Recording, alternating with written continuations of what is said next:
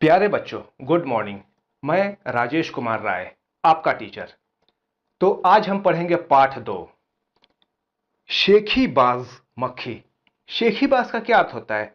हर वो इंसान या फिर हर वो जीव जो कि बहुत लंबी लंबी बातें करता हो, उसे शेखीबाज कहेंगे। तो यहां एक शेखीबाज मक्खी की बात हो रही है। तो ये जो पाठ की हम चर्चा करने जा रहे हैं, इसमें सिर्फ हमें कहानी सुनना ही नहीं है, बल्कि किन शब्दों का उच्चारण मैं कैसे करता हूं वो भी आपको समझना है और अर्थ भी देखेंगे। ठीक है, तो आइए शुरू करते हैं। एक था जंगल। उस जंगल में एक शेर भोजन करके आराम कर रहा था। इतने में एक मक्खी उड़ती उड़ती वहां आ पहुंची। शेर ने 2-3 दिनों से स्नान नहीं किया था, इसलिए मक्खी शेर के कान के एकदम पास भिन भिन भिन करने लगी। शेर को बहुत मुश्किल से नींद आई थी। उसने पंजा उठाया, मक्खी उड़ गई, लेकिन फिर से शेर के कान के पास भिन भिन शुरू हो गई। अब शेर को गुस्सा आया। तो बच्चों, ये जो है एक शेखीबाज मक्खी की कहानी है, और ये कहानी की शुरुआत होती है एक जंगल से, जहाँ पे जंगल का राजा शेर भोजन करने के पश्चात आराम कर रहा था। तभी वहाँ पे एक मक्खी जो है वो उड़ती उड़ती आ गई, और क्योंकि शेर विश्राम कर रहा था और उसने कई दिनों से स्नान भी नहीं किया था, 2-3 दिनों से स्नान नहीं किया था। स्नान मतलब नहाना, ठीक है। तो ऐसी सूरत में उसके आसपास मंडराने लगी। शेर को बहुत मुश्किल से नींद आई थी, जरा से झपकी लगी थी, होती है ना, बहुत मुश्किल से कई बार नींद आती है। तो तो शेर ने क्या किया कि उसने पंजा उठाया। जैसे ही पंजा उठाया, मक्खी उड़ गई, लेकिन फिर से शेर के कान के पास भिन भिन शुरू कर दी, और इस बार शेर को बहुत गुस्सा आ गया। चलिए आगे बढ़ते हैं। वह दहाड़ा। दहाड़ने का मतलब क्या होता है? जब शेर जोर से गर्जना करता है, अपनी आवाज निकालता है, तो उसे कहते हैं दहाड़ना। तो दहाड़ते उसने क्या कहा? अरे मक्खी, दूर हट, वरना तुझे अभी जान से मार डालूंगा। मक्खी ने धीरे से कहा, छी छी, जंगल के राजा के मुंह से ऐसी भाषा कहीं शोभा देती है? ठीक है। तो जब जंगल के राजा शेर ने कहा कि मैं तुझे जान से मार डालूंगा, तो मक्खी ने कहा कि छी छी, आप तो राजा हो, क्या राजा कहीं इस तरह की भाषा में प्रयोग करते हैं? इस तरह की भाषा में कभी बोलते हैं? ऐसी भाषा का प्रयोग अपनी जनता के लिए करते हैं? ठीक है।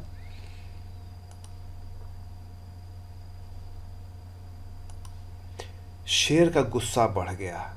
गुस्सा, क्रोध, सब एक ही बात है, ठीक है। उसने कहा, एक तो मुझे सोने नहीं देती, ऊपर से मेरे सामने जवाब देती है। चुप हो जा, वरना अभी। मक्खी बोली, वरना क्या कर लोगे? मैं क्या तुमसे डर जाऊंगी?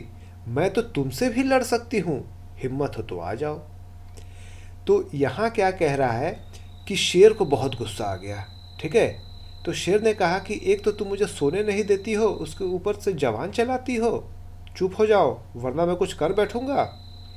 तो मक्खी ने कहा कि क्या कर दोगे, मैं तुमसे डरती हूँ क्या? आ जाओ, हिम्मत है तो लड़ो।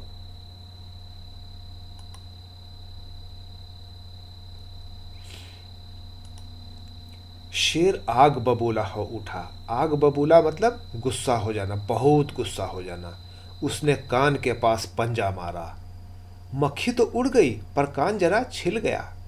मक्खी उड़कर शेर के नाक पर बैठी, तो उसने मक्खी को फिर पंजा मारा। मक्खी उड़ गई। अब की बार शेर की नाक छिल गई। मतलब कहने का अर्थ यह है कि मक्खी जो होती है बहुत छोटी होती है। वो कभी उसके कान पे बैठ जाती थी, कभी उसके नाक पे, और शेर गुस्से में यहाँ वहाँ पंजे मार रहा था, और इस तरीके से कभी उसका नाक, कभी उसकी कान छिल जाती थी, ठीक है। मक्खी कभी शेर के माथे पर बैठती, कभी गाल पर, तो कभी गर्दन पर, ठीक है। शेर पंजा मारता जाता और खुद को घायल करता जाता। मक्खी तो फट से उड़ जाती। जैसा कि मैंने कहा, मक्खी जो होती है बहुत छोटी होती है, वो शरारत करती है, कहीं भी बैठ जाती है और फट से उड़ जाती है। और शेर गुस्से में था, वो पंजा मार मार के खुद को घायल करता गया, ठीक है। तो आगे देखते हैं। अंत में शेर ऊब गया। ऊबना मतलब बोर हो जाना, आप बोर हो जाते हो ना, वही बात है। अंत में शेर ऊब गया, थक गया। वह बोला, मक्खी बहन अब मुझे छोड़ो, मैं हारा और तुम जीती बस। शेर हार मान गया। उसने कहा कि भाई मक्खी बहन, मैं हार गया, चलो तुम ही जीत ली, अब इस मामले को, इस झगड़े को यहीं ख़त्म करते हैं। मक्खी घमंड में चूर होकर उड़ती उड़ती आगे बढ़ी। सामने एक हाथी मिला। मक्खी ने कहा, अरे हाथी, मुझे प्रणाम कर, मैंने जंगल के राजा शेर को हराया है, इसलिए जंगल में अब मेरा राज चलेगा।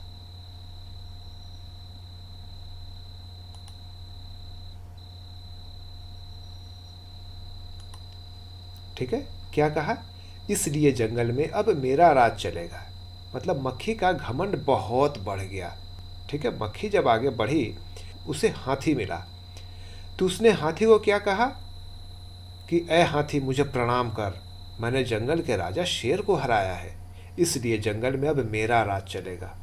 हाथी ने सोचा कि इस पागल मक्खी से क्यों बहस करना। कई बार आपने भी देखा होगा कि कोई आपको चैलेंज कर रहा है, कोई आपको चुनौती दे रहा है, तो आप सोचते हो कि किस लिए इससे समय बर्बाद करना है इसके साथ, तो आप उसकी हाँ में हाँ मिला के आगे बढ़ जाते हो। तो यही स्थिति यहाँ भी थी हाथी के साथ। हाथी ने सूंड ऊपर उठाकर मक्खी को प्रणाम किया और आगे बढ़ गया। सामने से आ रही लोमड़ी ने सब देखा। लोमड़ी मंद मंद मुस्कुराने लगी।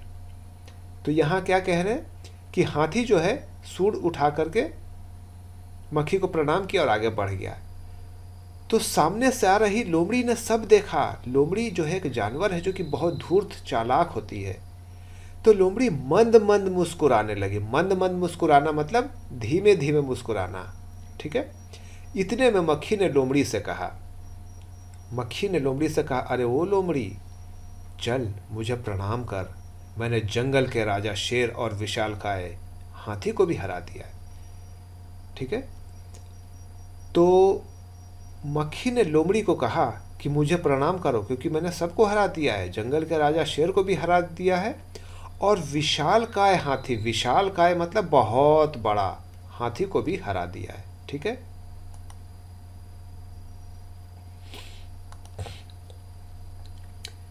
लोमड़ी ने उसे प्रणाम किया, फिर धीरे से बोली। अब यहाँ देखिए, जैसा कि मैंने कहा, लोमड़ी जो है बहुत धूर्त है, बहुत चालाक है। तो लोमड़ी ने उसे प्रणाम तो किया, लेकिन फिर धीरे से बोली, धन्य हो मक्खी रानी, धन्य हो, धन्य है आपका जीवन और धन्य है आपके माता पिता। लेकिन मक्खी रानी, उधर वो मकड़ी दिखाई दे रही है ना, वो आपको गाली दे रही थी, उसकी ज़रा खबर लो ना। तो यहाँ क्या लिखा है, यहाँ लोमड़ी कह रहा है कि धन्य हो मक्खी रानी, मतलब उसकी तारीफ कर रहा है, प्रशंसा के तौर पे। तो कह रहा है कि धन्य हो मक्खी रानी, धन्य हो, धन्य है आपका जीवन और धन्य है आपके माता पिता, मतलब प्रशंसा करके उसे चढ़ा रहा है। और कह रहा है कि मक्खी रानी, उधर वो जो मकड़ी जो देख रहे हो ना, मकड़ी आपने देखा होगा, हमारे घर के आसपास कोने में मकड़ी जाला अक्सर बुन देती है, फिर हम उसे झाड़ू से साफ़ कर देते हैं, और उस जाले में वो कई तरह के कीट पतंगों इत्यादि को फंसा देती है अपने भोजन के लिए। लोमड़ी ने कहा कि वो जो मकड़ी जो है ना, जो आपको दिखाई दे रहा है, वो आपको गाली दे रहा था, उसकी ज़रा खबर लो। यह सुनकर मक्खी गुस्से से लाल हो उठी। मक्खी बोली, उस मकड़ी को तो मैं चुटकी बजाते खत्म कर देती हूँ।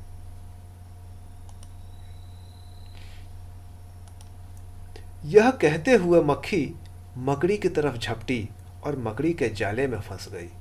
मक्खी जाले से छूटने की ज्यों ज्यों कोशिश करती गई, त्यों त्यों और भी अधिक फंसती गई। अंत में वह थक गई, हार गई। यह देखकर लोमड़ी मंद मंद मुस्कुराती हुई वहां से चलती बनी। लेखक योगेश जोशी। तो यहाँ कहने की कोशिश यह की जा रही है कि लोमड़ी ने मक्खी को इस कदर चढ़ा दिया, इस कदर उकसा दिया कि वो गुस्से से लाल हो गई और मकड़ी पे झपटी और उसके जाल में फंस गई। और मकड़ी के जाल की विशेषता यह है कि यदि कोई उसमें फंस जाए और जितना ही निकलने की कोशिश करता है उतना ही फंसते चले जाता है। और इस तरीके से मक्खी उसमें फंस गई, थक के हार गई और अंत में मकड़ी का शिकार बन गई। ठीक है। तो लोमड़ी ने जब उसका ये अंजाम देखा तो मंद मंद मुस्कुराते हुए वहां से चले गई। तो ये था हमारा आज का कहानी, जिसके लेखक थे योगेश जोशी। तो ये बच्चों कहानी हमारा यहां समाप्त हो गया। अब इस कहानी से हमने क्या सीखा? हर कहानी से हमें कुछ सीखने को मिलता है, कुछ शिक्षा होती है। तो क्या सीखा हमने? हमने ये सीखा, पाठ में हमें यह समझाने की कोशिश की जा रही है कि सबसे पहले तो हमें घमंड कभी नहीं करनी चाहिए, क्योंकि घमंड का अंजाम, परिणाम बहुत बुरा होता है। तो आज के लिए बच्चों इतना ही। धन्यवाद।